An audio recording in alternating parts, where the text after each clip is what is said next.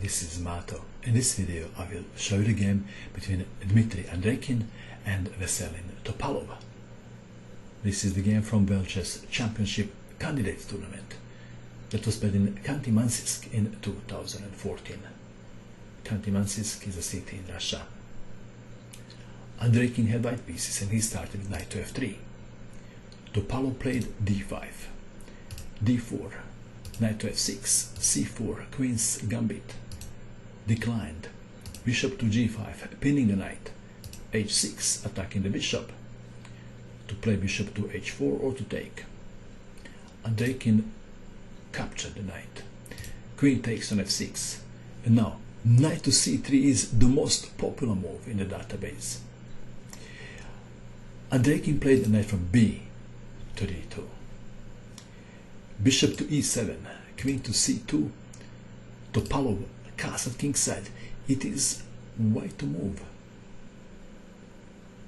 Andreikin played e3. Question is, can white win the pawn on c7 after pawn takes pawn? What do you think? Would you go for the pawn on c7? Well, let's have a look what will happen then. If c takes on d5, e takes on d5, white would be advised not to capture the pawn. What happens if white takes the pawn? If queen takes on c7, then knight to c6, and after rook to c1, white queen is trapped. What about queen to g3 then?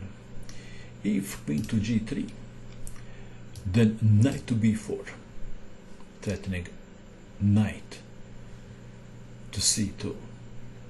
Too much trouble for one pawn. So we have e3, c5, d takes on c5, knight to d7, c takes on d5, e takes on d5. Now black has isolated queen's pawn, which may be difficult to defend. And there is one more thing. White is defending the pawn on c5. It appears that white has some advantage out of the opening. What do you think? a5, threatening a4. Andreikin played a4 himself. b6, white to move. To take the pawn or to push? What would you do? Andreikin played c6. He has now potentially very dangerous passed pawn. Bishop to b4 check. Perhaps we can call this critical position of the game. White to move. How should white continue? Knight to d2, king to d1, king to e2. What would you do? Andreikin played king to d1. This looks like a beginner's move, doesn't it? When I see kids moving the king after check, I tell them, you don't have to move the king. You can block with a piece. Or perhaps you can capture the piece that gives check. But in this particular position, king to d1 is the best move.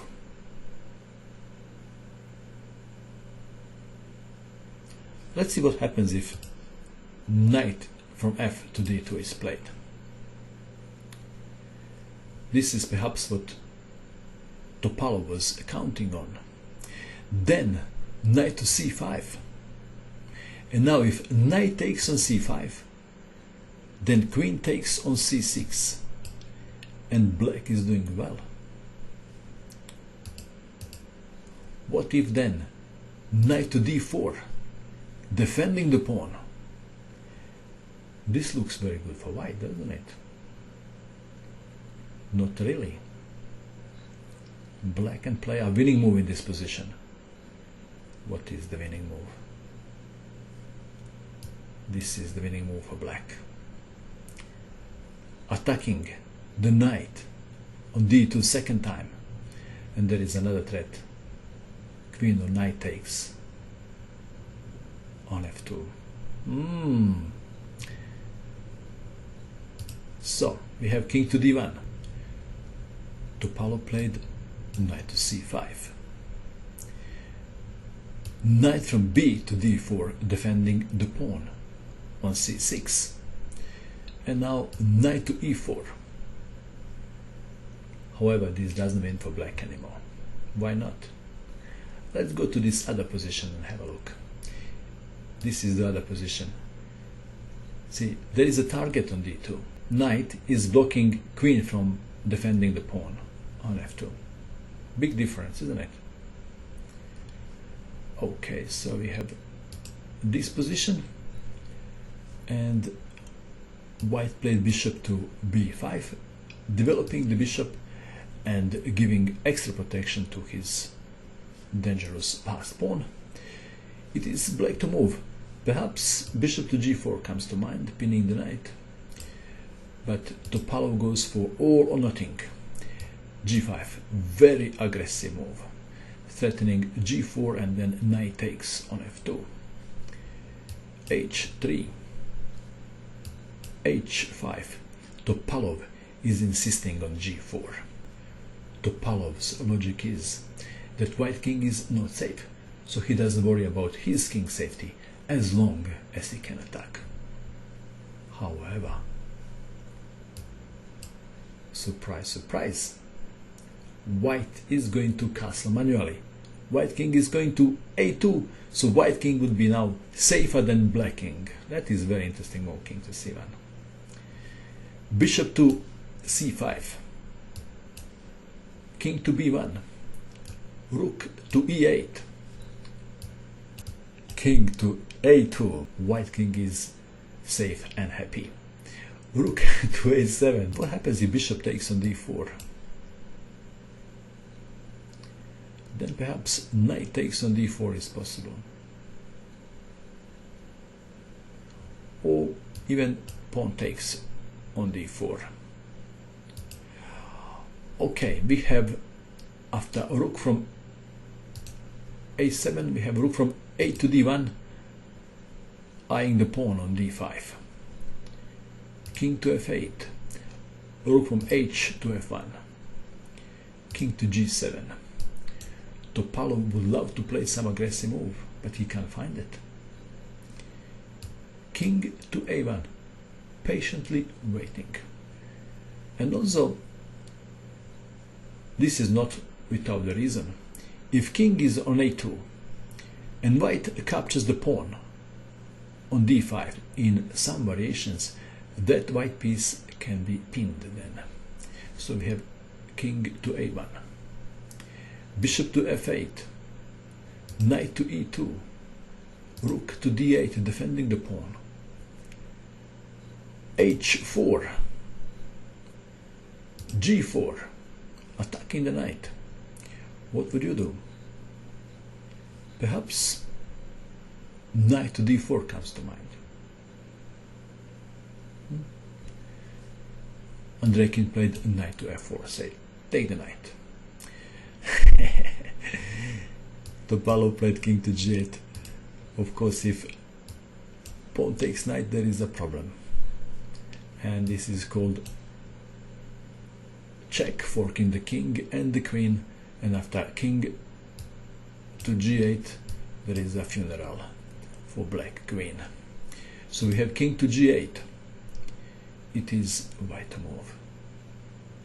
White played a move and black resigned.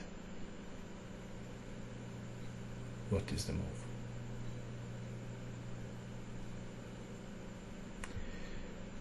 This is the move. Topalov resigned.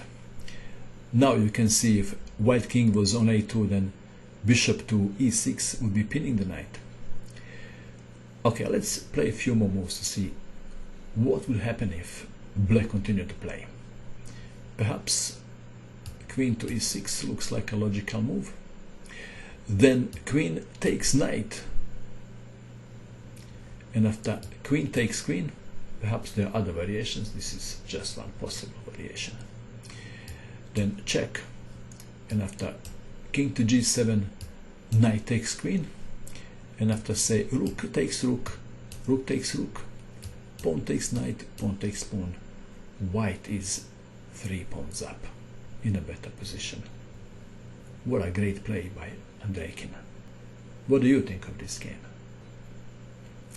And what would you play in this critical position after check? Remember that position?